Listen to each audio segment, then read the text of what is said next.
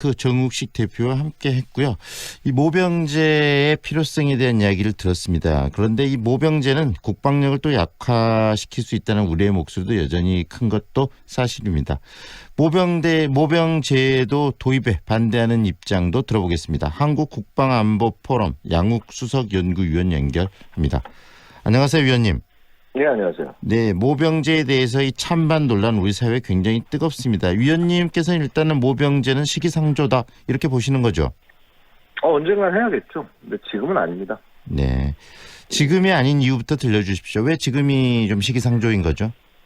자, 기본적으로 지금 예를 들어서 지금 이제 민주연구원 연구 내용이라든가 이런 걸 보고 있으면은요, 네. 숫자나 방향이 하나도 맞는 게 없습니다. 그러니까 기본적으로 우리가 지금 앞에서도 지금 말씀하신 거 살짝 들어보니까 굉장히 착각 속에서 어떤 판단을 하셨다고 저는 생각이 되는데, 네. 첨단 무기와 이런 것들이 늘어났기 때문에 우리가 능력이 올라갔고 그래서 병력을 줄여도 된다. 그 다음에 예를 들어서 한 20만 30만 정도면은 충분히 대한민국 지킬 수 있다. 라고 얘기하는 근거가 네. 굉장히 좀 미약하다. 네. 자, 왜냐하면은요, 우리가 2006년부터 지금 국방개혁이 본격적으로 얘기가 되고, 물론 그 이전부터도 굉장히 어떤 무기체계나 이런 것들을 첨단화시키고 강화시키고 그렇게 해서 왔습니다. 네.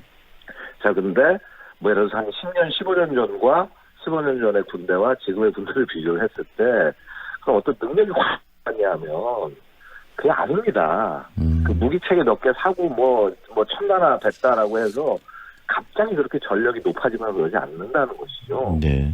그래서 이제 많은 국민들이 답답해하시지 않습니까? 야, 돈을 그렇게 많이 쓰고도, 야, 아직도 북한도 제압 하나 못하고 이게 말이 되냐? 네.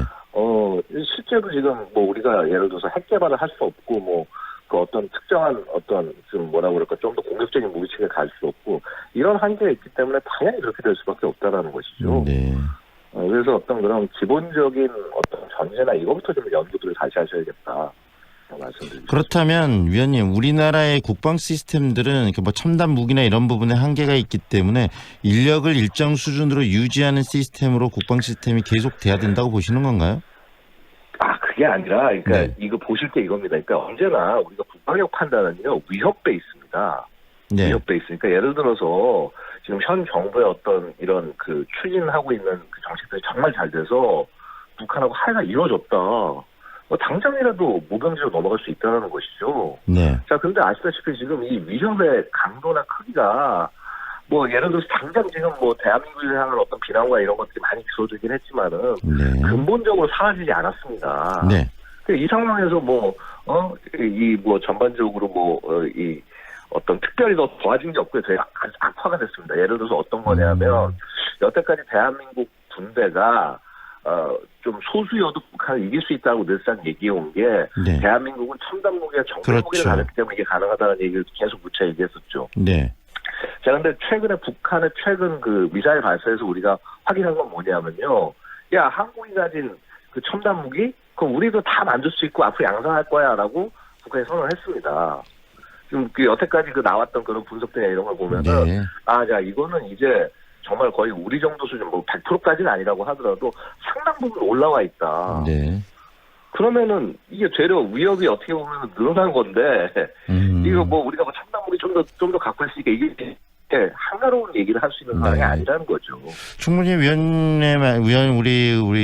양욱 위원의 말씀도 이해가 되는 부분이 있는데, 그런데 하나 궁금한 게 현대의 전쟁이 50년대, 60년대 2차 대전 당시 전쟁의 시스템과 많이 달라지고 그다음에 군인의 이 보병의 숫자를 가지고 전쟁을 하는 시스템은 아니다라는 게 전반적인 입장인데, 그런 점에 있어서 이 군대의 숫자만 유지하는 게 과연 적절한 것인가 이런 고민도 좀 들거든요. 어떻게 보세요? 기본적으로요.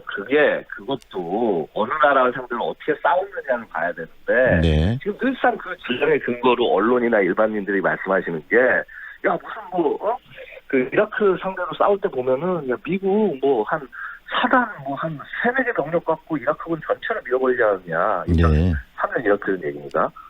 항공력과 이런 게 잔뜩 있으니까 이게 가능하지. 야, 이게 그러니까 병력을 줄여도 돼라고 얘기를 했는데, 기본적으로요, 미군은 지상군을 조금 적게 동원을 했을 뿐이지, 그 다음에 부족한 지상군을 해외에서 이렇게 뭐 동맹국들, 뭐 예를 들어서 영국이나 아니면 폴란드 같은 이런 국가들이 실제 지상병력을 보내줬기 때문에 그게 가능한 거지. 네네. 이게 그냥 된 게 아닙니다. 그냥 되려 뭐냐면 그렇게 어설프게 점령하고 난 다음에 나중에 전쟁이라고 하는 거는 결국은 그 나라를 재건시키는 것까지 전부 다 포함하는 과정이거든요. 네. 그 과정하에서 안정화 작전 수행하다가 그 여태까지 전쟁에서 희생됐던 실제 그 점령하기 위해서 희생됐던 인원의 거의 10배, 20배 이상의 인원이 사망을 했어요. 네. 기본적으로 전쟁이 실제 전쟁터에서 어떻게 일어나는지 모르고 머릿속에서 전쟁을 그리고 얘기를 네. 하니까 뭐 지상군 적고 뭐 이것만 있어도 이길 수 있다. 이거는 전쟁의 현실을 전혀 모르고 하는 얘기입니다. 그리고 기본적으로 네. 자, 북한의 어떤 병력 수가 뭐 우리 국방부에서는 뭐 128만으로 지금 평가를 하고 있습니다. 그럼요, 전쟁을요 기본적으로 막으려면은요 예를 들어서 공격하는 사람이 한 뭐 3배 정도 우위를 갖고 공격을 한다고 얘기하는데 일반적인 얘기입니다. 네네. 옛날부터 개념의 얘기인데, 자 이게 지금 우리가 병력을 지금 계속 줄여나가다 보면은요, 네. 자, 저쪽은 120 뭐 8만 뭐 좋습니다. 좀 더 뭐 작게 나가서 한 110만이라고 예를 들어서 본다고 하더라도요. 네네. 최소한 이게 방어가 되려면은 40만 이상은 돼야 되겠네요. 무조건 가지고 있어야 됩니다. 네. 그렇다면 우리나라가 이 모병제를 도입하게 된다면 우리나라의 국방력이 어느 정도 이렇게 축소될 거라고 예상을 하시나요? 자, 이게 제가 솔직히 말해서 감당이 안 되는 그 좀 추정인데요. 뭐냐면요, 이겁니다. 그 징병제를 하다가 모병제로 전환한 대표적인 사례가 최근에 이제 대만이 있습니다. 네. 이 대만 같은 경우는요, 이 뭐 월급을 얼마나 올려준다라고 그래도 이제 이게 모집을 이제 직능 계열로 병과 계열로 하는데 네. 보병은 절대 안 모입니다. 힘들고 더럽고 이런 거는 잘 안 모이는 거예요. 전투에서는 보병이 상당히 중요하게 필요한데 보병은 많은 사람들이 모병제로 가면 기피한다는 이야기시네요. 그렇게 됩니다. 예. 그렇다면은 모병제를 도입했을 때 우리나라 국방력의 손실이 굉장히 좀 클 거다 이렇게 지금 예상을 하시는 거네요. 뭐 예상을 하는 정도가 아니라 일단 네. 이겁니다. 그러니까 이게 징병제 국가가 모병제로 전환을 한다는 건요. 그건 제2의 창군입니다. 네. 그 군대 수준과 이건 방향이 전혀 틀려진다는 거죠. 자, 예를 들어서요. 이 모병제로 바꾸면요. 정말 이렇게 똑똑하고 뭐 이렇게 이런 친구들, 좀 약간 영리한 친구들, 네. 그 다음에 소위 돈 많은 친구들, 이런 집안에 있는 친구들, 이런 친구들이 군대를 안 오겠죠, 그렇죠? 네. 자, 근데 이게 뭐냐면요. 이런 사람들을 데려다 놓고 어쨌거나 억지로 일을 시켜가지고 해서 우리가 뭔가 결과를 얻어내는 게 이게 사실 징병제에 주도하는 거죠. 그러니까 그냥 대표적으로 모병제에서 징병제에서 모병제로 바꿨다가 엄청 고생한 나라가 미국입니다. 네. 그렇다면 지금 뭐 상대적으로 이 군대의 질도 좀 떨어질 것이다 이렇게 보신다는 말씀이신데, 근데 중요한 게 이 지금 징병제에서 모병제로 바꾸자는 얘기가 나오는 이유 중에 하나도 이 징병제 시스템이 갖고 있는 여러 가지 문제점, 그 다음에 또 뭐 한계들 때문에 그러는데, 그렇다면 현재 징병제 시스템을 유지하기 위해서라도 우리 현재 시스템은 좀 변화를 줘야 될 것 같다는 생각도 듭니다. 징병제를 유지하면서 합리적으로 군대 시스템을 변화주는 방식이 어떤 거라고 생각하시는지 마지막으로 한 말씀 해주시죠.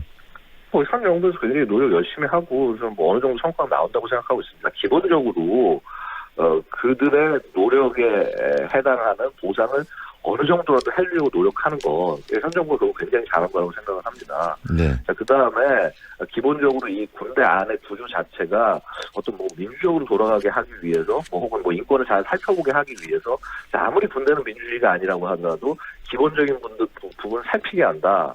즉 사회의 요구를 군대가 받아들여서 어떤 군대의 어떤 인권 수준이나 이런 것들이 사회와 비슷하게 올라가도록 한다. 네. 이거 지금 그런 부분에서 꾸준히 노력을 하고 있습니다. 그리고 성과가 이 부분에서 나오고 있고요. 네네. 그래서 제가 볼 때는 이러한 어떤 정책 기조가 단순히 뭐 어떤 이런 그 단기성이 끝나지 않고 장기적으로 잘 끌고 나간다고 한다면 점차 그런 모습으로 바뀌어 나갈 것이다라고 말씀드리겠습니다. 네, 오늘 말씀 여기까지 듣겠습니다. 고맙습니다. 감사합니다. 지금 한국국방안보포럼 양욱 수석연구위원과 함께 있는데요. 이 모병제에 대한 이야기는 이제 우리 사회가 새로운 어떤 시스템을 도입하기 위해서 여러 입장들이 당연히 있을 수밖에 없는 그런 제도가 아닌가 싶습니다. 앞으로 그런 논의, 토론들이 더 활성화돼야 되지 않을까라는 생각이 듭니다.